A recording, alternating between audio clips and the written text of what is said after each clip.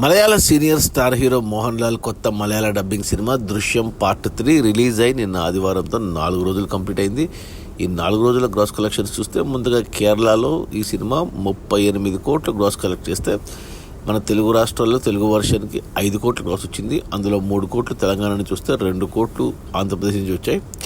ఇక తమిళనాడు నుంచి కూడా 5 కోట్ల గ్రాస్ వస్తే ఇక Karnataka and rest of India నుంచి 13 కోట్ల గ్రాస్ వచ్చింది.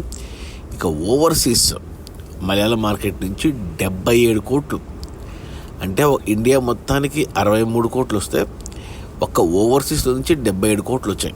టోటల్గా 4 రోజుల్లో దృశ్యం 3 సినిమా 140 కోట్లు గ్రాస్ కలెక్ట్ చేసింది. ఇక ఈ 140 కోట్ల గ్రాస్లో థియేటర్ల రెంట్లు, గవర్నమెంట్ ట్యాక్స్లు, ఖర్చులన్నీ పోను డిస్ట్రిబ్యూటర్ షేర్ వచ్చేసి 62 కోట్లు ఉంది. ఈ సినిమా బడ్జెట్ 60 కోట్లు అయితే 30 కోట్లకు డిస్ట్రిబ్యూటర్లకు అమ్మారు. 30 కోట్లు వెనక్కి వచ్చి మరో 32 కోట్ల లాభాలతో సినిమా డబుల్ బ్లాక్ బస్టర్ అయింది. ఈరోజు సోమవారం వర్కింగ్ డే కలెక్షన్స్ కొద్దిగా తగ్గిన ఈ సోమ, మంగళ, బుధ, గురులో సినిమా ఖచ్చితంగా 150 కోట్లు గ్రాస్ అయితే ఈజీగా క్రాస్ అవుతుంది. ఇక వచ్చే 2వ వారం శని ఆదివారాల్లో 200 కోట్ల వరకు కూడా వెళ్ళొచ్చు. ఇక మిగతా రన్లో మరి 250, 300 వరకు వెళ్తుందా లేదా అనేది చూడాలి.